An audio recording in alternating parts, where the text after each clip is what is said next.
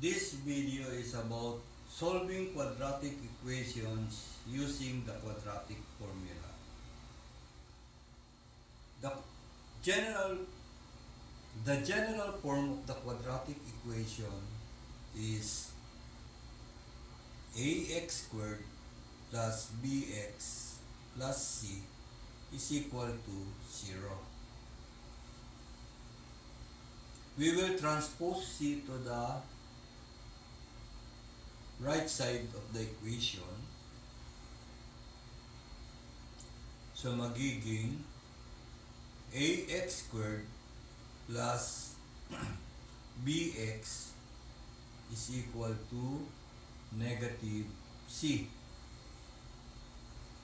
And then, kailangan kasi pag nag-perfect square trinomial tayo, ang coefficient ng quadratic equation, no, ang coefficient ng quadratic term ay 1. So, magdi-divide tayo lahat ng terms ng equation ng a. Yan. Kasi a divided by a is 1. So, pwede natin i-cancel yan. X squared na lang na a1.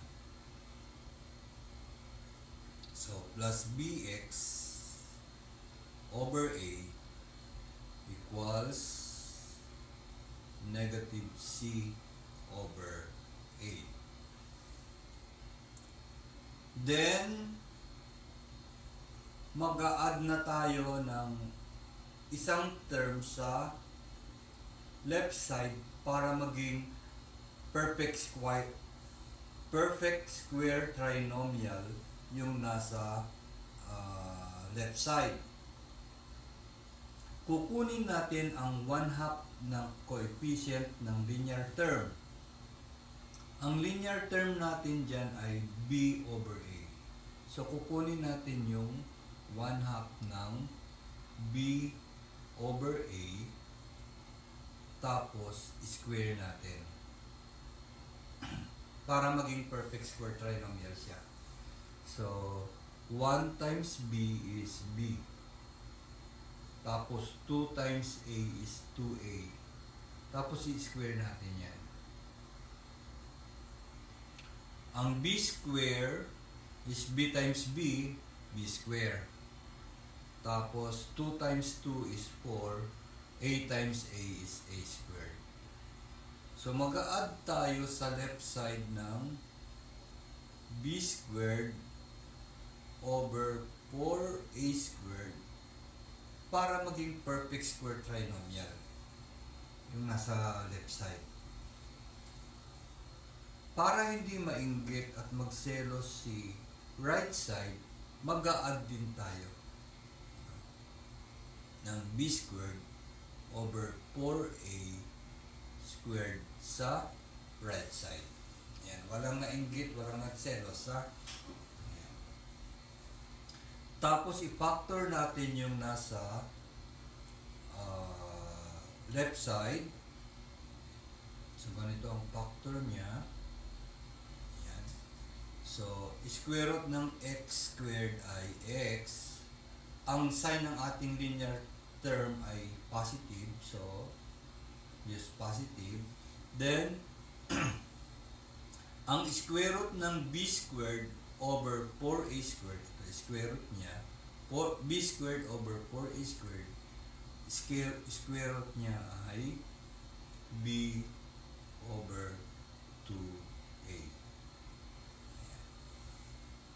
So, na-factor na natin yung perfect square trinomial na x squared plus bx over a plus b squared over 4a squared. Kukunin natin ang LCD. Ang LCD ng 4a squared tsaka a ay 4a squared.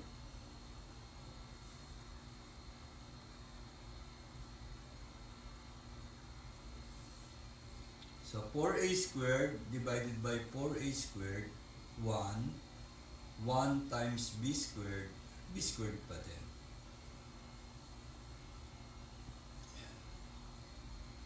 Tapos 4a squared divided by a,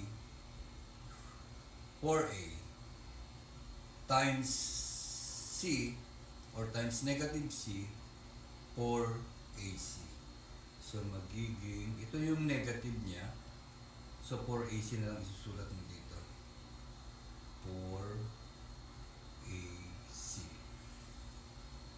So, ngayon, i-write natin ito, i-write natin to dito.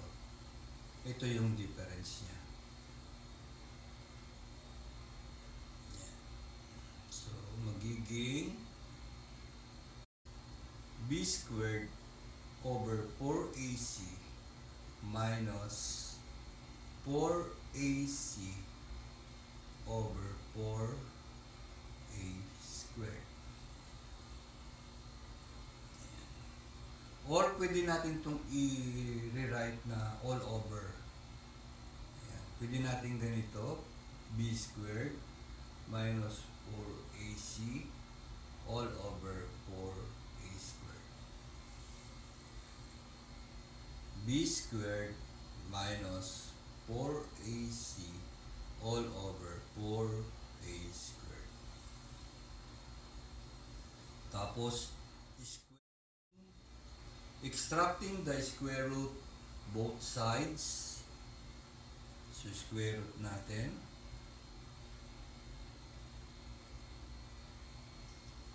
Ayan. This is the base, no? Kapag square root ng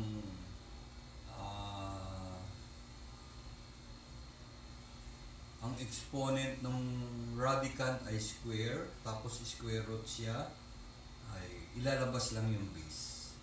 So, magiging x plus b over 2a. This is equal to plus negative. Yung b squared minus 4ac, hindi siya perfect square, kaya may radical sign pa rin siya. This is b squared minus 4ac. Tapos yung 4a squared is perfect square siya, kaya magiging 2a na lang. Kasi square root ng 4 is 2. Square root ng a squared ay a. Tapos i-transpose natin yung positive b over 2a sa right side. So, ang maiiwan na lang sa left side ay si x. Yun ang hinahanap natin, di ba? Si x. Ayan. X is equal to, pag transpose natin si positive b over 2a sa right side, magiging negative. Negative b over 2a, tapos plus negative square root of b squared minus 4ac all over 2a. And since pareho sila ng denominator, pwede nating pag-isahin lahat yan. No? I-combine natin. Kasi same naman yung denominator nila. So, ang pinaka-quadratic formula natin ay dito na lang, x is equal to negative b plus negative square root of b squared minus 4ac all over 2a. So, ito yung pinaka-quadratic formula natin.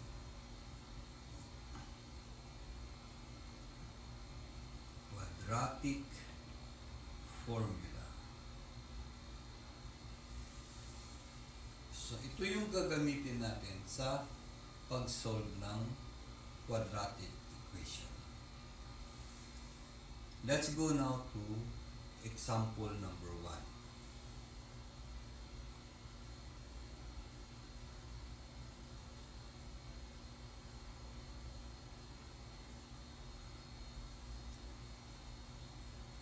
Ito yung quadratic formula, no? X is equal to negative b plus negative square root of b squared minus 4ac all over 2a. Ang equation natin ay 6x squared plus 5x equals 6. Before we identify kung ano yung A, ano yung B, ano yung C, gawin muna nating general form yung equation. So, itatranspose natin si 6 sa left side. Equate natin sa 0.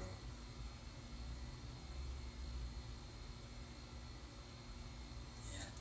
Nasa general form na siya. Pwede na nating i-identify si A. A is 6. B is 5. And C is negative 6. Isa-substitute natin sa formula yung value ng A, value ng B, at saka value ng C. So, X is equal to negative, ang B natin ay 5. So, replace B with 5 plus negative square root of, ang B squared natin, ang B natin ay 5. So, 5 squared minus 4. Tapos, ang A ay 6. Ang C ay negative 6. Square root. All over 2 times ang A ay 6. Ayan.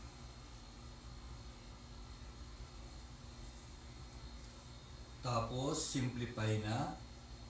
X is equal to negative 5 plus negative square root of 25. Kasi 5 squares 25. Negative 4 times 6 is negative 24. Negative 24 times negative 6 is 169. No? Hindi.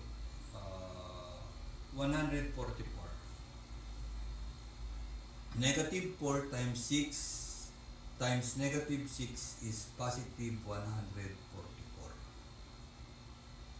All over 12.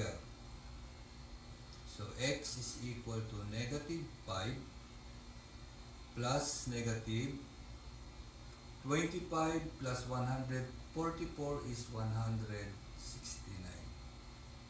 All over 12. Tapos, X is equal to negative 5 plus negative 169 is a perfect square. So, ang square root ng 169 is 13. All over 12. Ngayon, pwede mo nang ma-form yung dalawang equation para mahanap mo yung dalawang roots. Una, x sub 1 is equal to negative 5 plus 13 all over 12. Negative 5 plus 13 is 8. 8 over 12. Tapos, x 8 over 12 is 8 over 12 is, isi-simplify mo na lang. The GCF of 8 and 12 is 4. 8 divided by 4 is 2. 12 divided by 4 is 3. So, yan yung iyong x sub 1, 2/3. Yung x sub 2 mo, ito na lang yung x sub 2 mo, is equal to negative 5 minus 13 all over 12. So this is equal to negative 18 over 12. So yung x sub 2 mo is equal to negative, ang GCF ng 18 and 12 ay 6. 18 divided by 6 is 3. And 12 divided by 6 is 2. Ayan. So ito yung second root mo.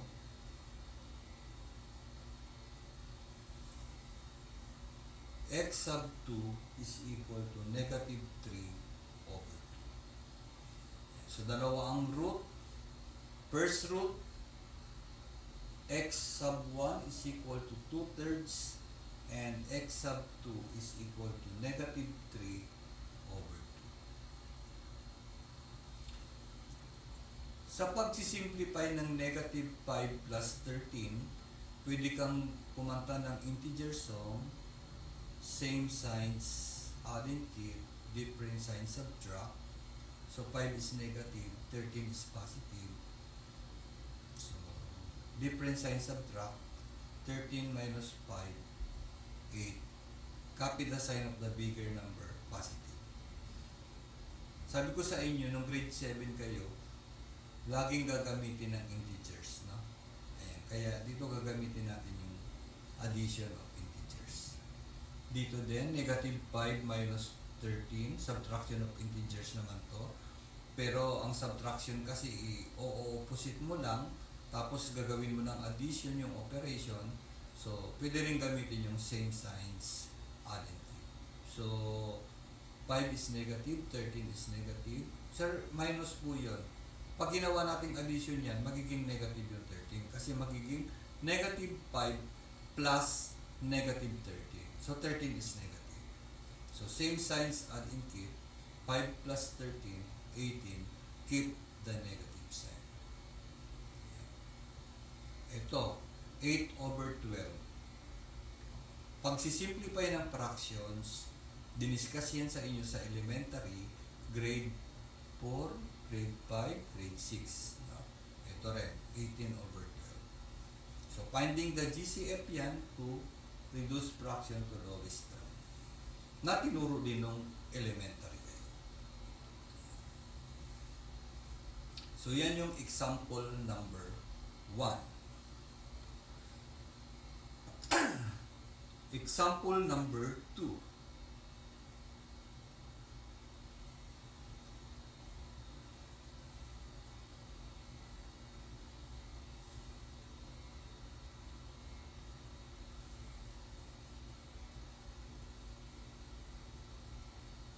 Ten x squared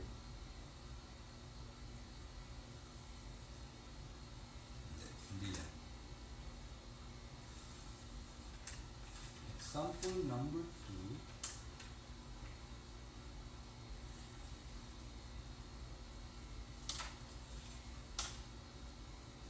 Twenty-five x squared minus 10x plus 1 equals 0.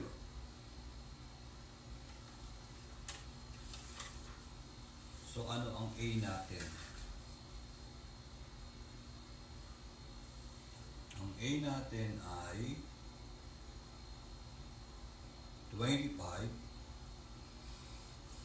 Ang B natin ay negative 10. Ang C natin ay 1.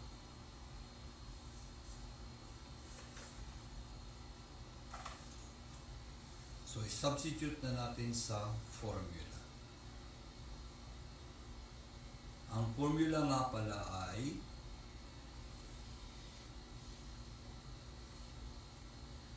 quadratic formula.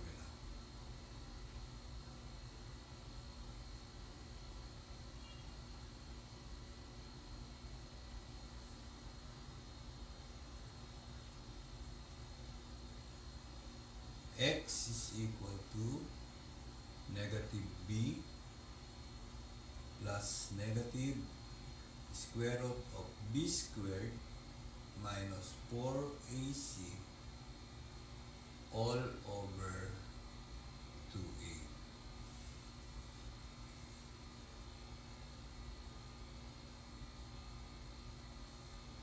Substitute na. So x is equal to,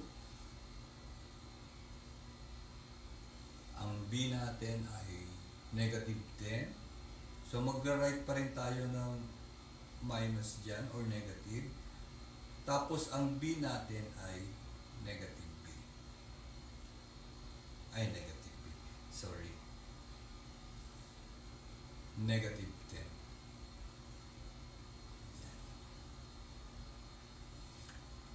Itong minus na to or negative na to, galing to dito. Tapos ang b natin ay negative 10. Kaya may negative 10 tayo dito. Common error kasi ng mga students, kapag since may minus na dito, pagsulat nila ng value ng b, hindi na nila isusulat yung negative. No? Mali yun. Kasi itong negative na to, ito yun. Tapos ang b natin ay negative 10, kaya negative 10 pa din. Sana clear yan. Plus negative.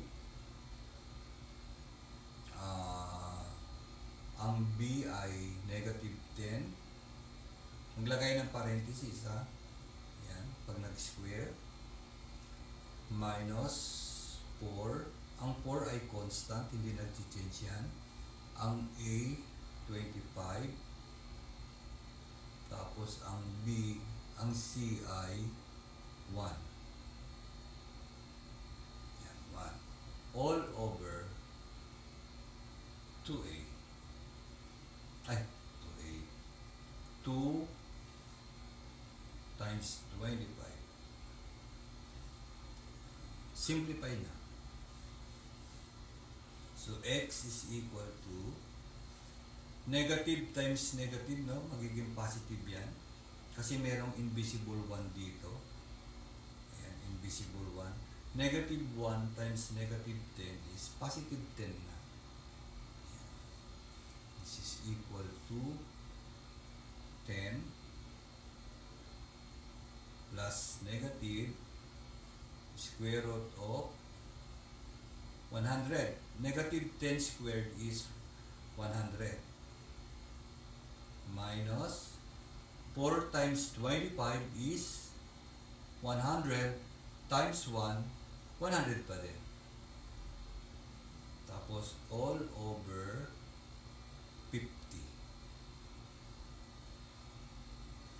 So simplify na natin. X is equal to 10 plus negative 100 minus 100 is 0 over 50.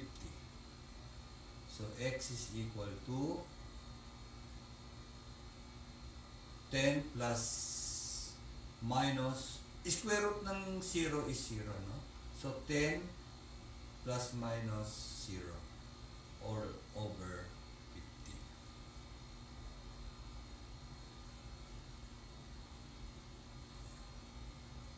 So 10 plus 0 is 0. 10 plus 0 is 10. 10 minus 0 is still 10. So isa lang ang value ng x mo dito. So ang x mo ay is equal to 10 over 50. Reduce to lowest term. X is equal to 1 over 5. So isa lang ang root mo kasi yung square root ng 0 is 0. 0 kasi is neither positive nor negative. So hindi mo nagagamitin itong plus, positive or negative na to. yan yung ating example number 2. Let's go to example number 3.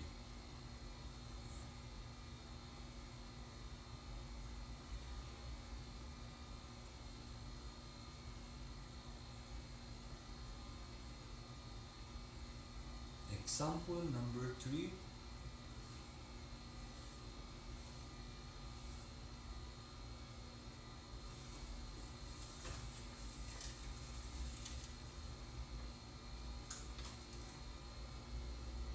X times the quantity x minus 8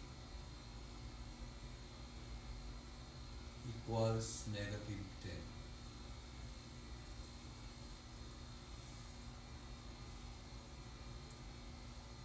Sisimplify muna natin, no? I-multiply muna natin si x times the quantity x minus 10. So, magiging ano yan? X squared minus 8x tapos equals negative 10. Tapos gagawin natin siyang standard form. Ano? General form. Tapos gagawin natin siyang general form.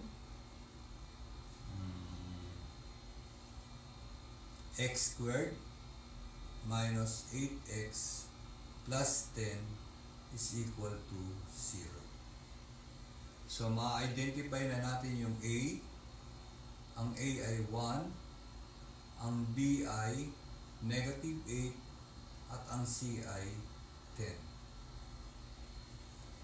Substitute natin sa quadratic formula. Ang quadratic formula natin ay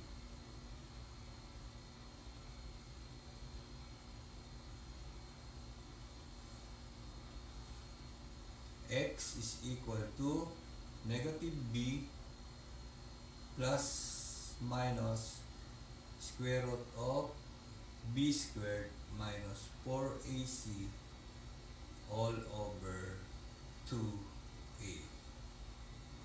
So, ito na yung mga values ng a, ng b, tsaka ng c. So, isa-substitute na lang natin yan sa formula. So, x is equal to, ang value ng b ay negative 8. So, times negative 8 plus minus, ang b ay negative 8 square minus 4, ang a ay 1, ang c ay 10. All over 2a. So, x is equal to negative 1 times negative 8 is positive 8. 8 na lang. Plus minus negative 8 square is 64 minus negative 4 times 1 times 10 is negative 40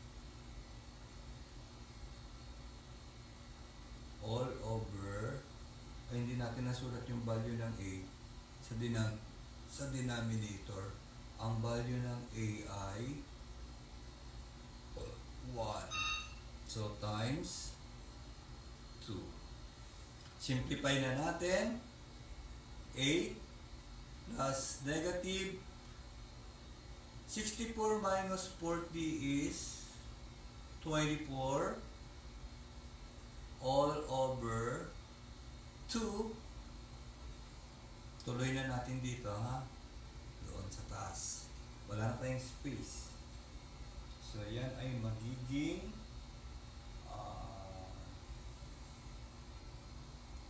x is equal to 8 plus negative. Ipapactor natin yung 24 na ang isa ay perfect square. 4 times 6. Huwag 12 times 2, ha, kasi ang 2 at saka 12 hindi perfect square.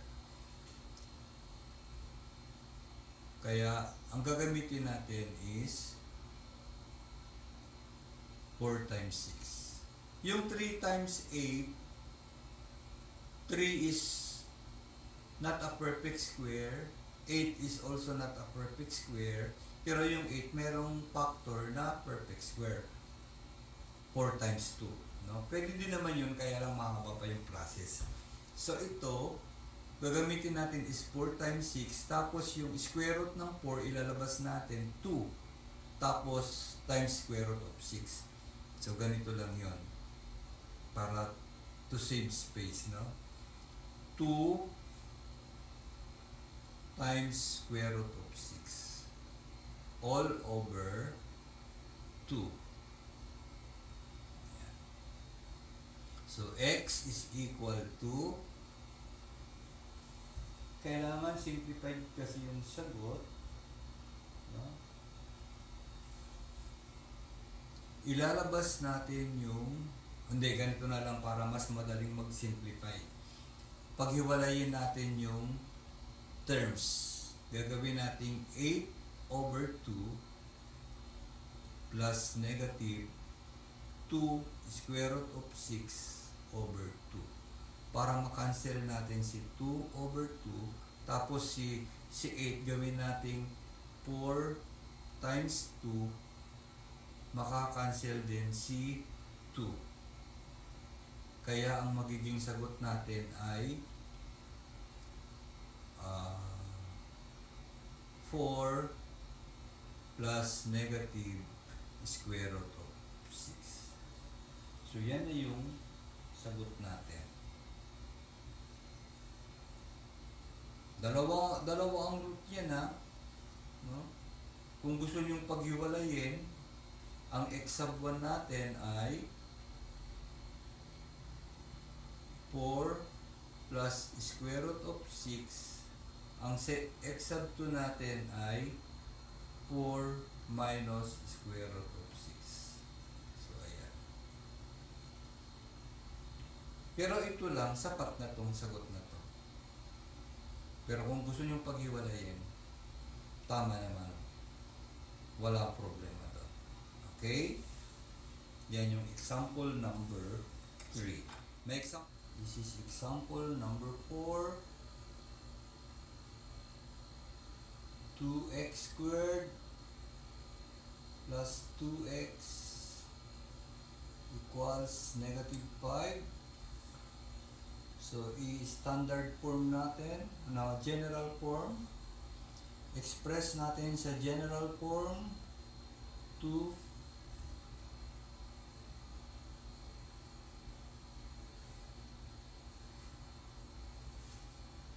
2x squared plus 2x plus 5 equals 0. So, ma-identify natin yung A, positive 2, B is also positive 2, and C is equal to 5. So, i-write ko lang muna yung quadratic formula dito. So, negative B plus minus square root of B squared minus 4AC all over 2A. Now, substitute the value of A, B, and C in the formula.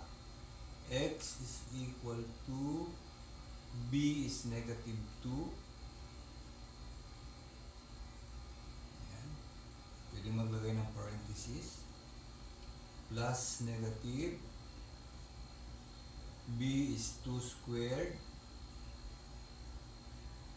Ayan. Tapos minus 4. Ang A mo ay 2. Ang C mo is 5. Tapos all over 2 times ang A ay 2. Simplify. Negative 1, ito ay negative 1. Visible 1 dito, na negative 1 times 2 is negative 2. So, negative 2 plus minus square root of 4 minus 4 times 2 is 8. 8 times 5 is 40. All over 2 times 2 is 4. So, simplify natin. Negative 2 plus minus square root of 4 minus 40 is negative 36. All over 4. Ayan. Tapos, x is equal to negative 2 plus negative. Yung square root of negative 36, pwede natin i-factor yan, di ba, ng negative 36 pala. 36 times negative 1 all over 4. Tapos, kunin natin yung square root ng 36. Square root ng 36 ay 6. Kasi parang ganito yan eh. Square root of 36 times square root of negative 1 all over 4.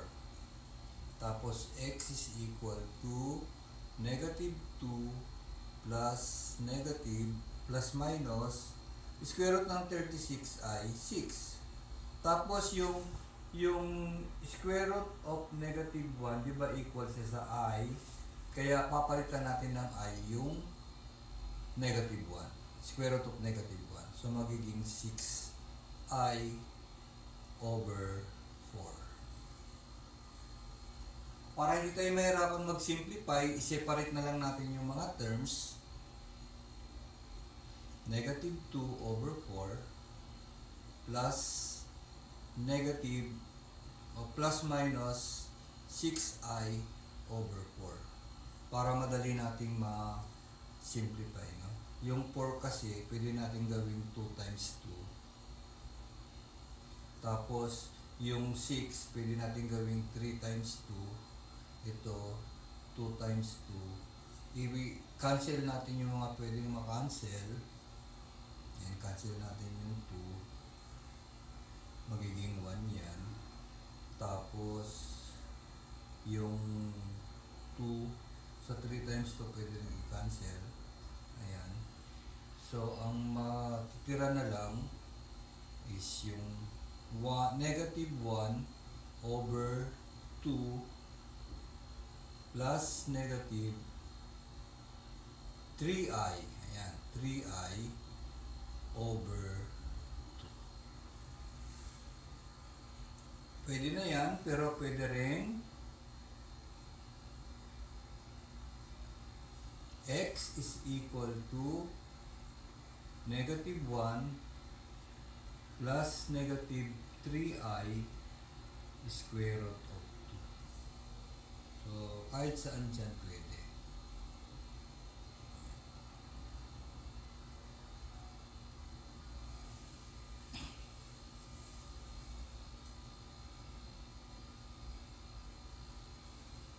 Ayan yung ating example number 4. Let's go now to example number 5. Example number 5. Ang ating example number 5 ay x times the quantity x plus 3 minus 2 equals 2. So, una, isi-simplify natin yung mga dapat ma-simplify. So, itong x sa labas ng parenthesis, i-distribute natin yan. So, magiging x times x is x squared. Tapos, x times positive 3 is positive 3x. Tapos, minus 2. Hindi naman natin i-distribute si x kay negative 2, no? Kasi wala naman sa loob ng parenthesis si negative Kaya hindi siya i-distribute. Itong C2 na ito, itatranspose natin sa left side, so magiging negative. Ayan. So magiging minus 2 equals 0. Tapos simplify natin. Simplify x squared plus 3x. Negative 2 minus 2 is same signs, add and keep. Negative 4 equals 0. So pwede na natin i-identify si A, si B, at saka si C. Si A ay 1 kasi wala namang coefficient dito. Kapag walang coefficient, understood na 1. So yan ay 1. Si B ay ito. So si B ay 3.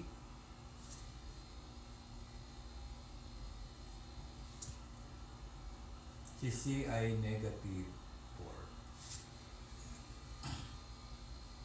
Pwede na natin i-substitute sa ating quadratic formula.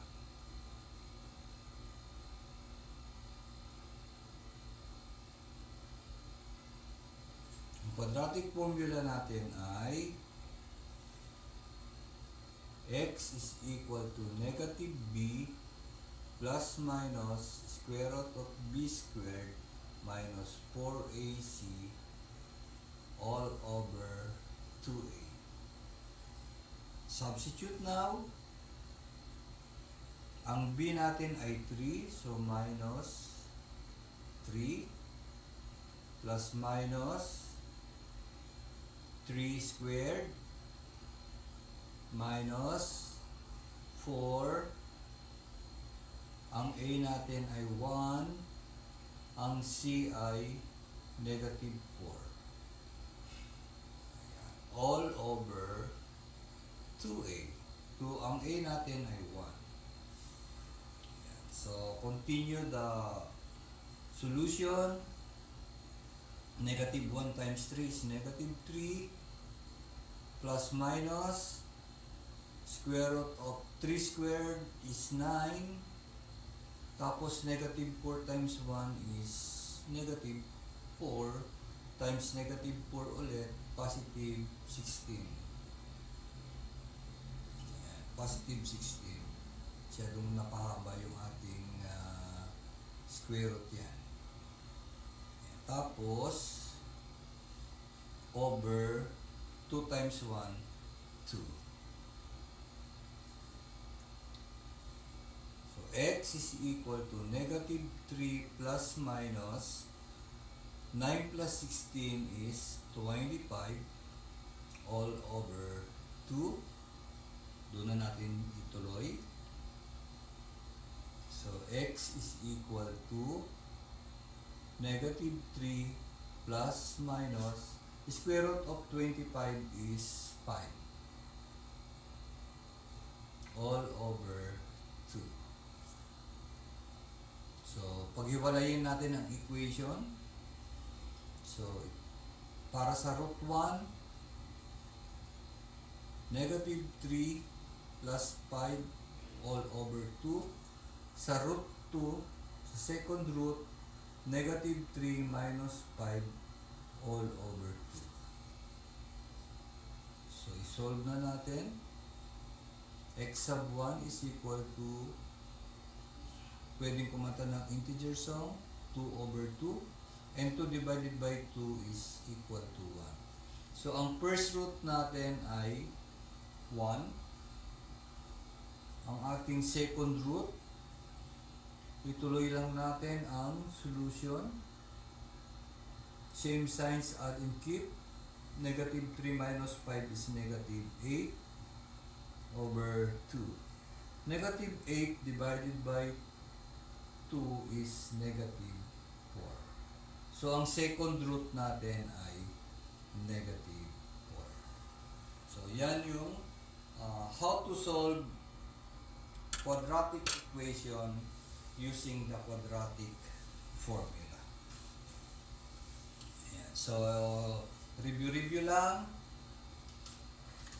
para ma-master natin ang